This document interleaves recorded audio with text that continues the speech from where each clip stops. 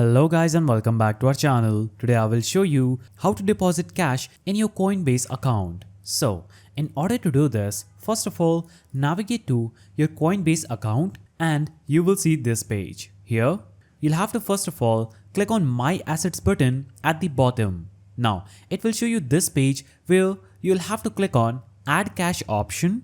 Now it will take you to another page where you'll have to enter the amount of cash that you want to deposit in your Coinbase account. After entering that amount, you'll have to choose From. And here, you'll have to simply choose the account with which you want to add your cash. If you don't have an account added, click on the Add Payment Method button and simply add the account from which you will add the cash or deposit the cash into your Coinbase wallet. Now, click on Preview. After you click on Preview, it is going to take you to another page where you'll have to click on Add Cash Now button and that will instantly add cash to your Coinbase account.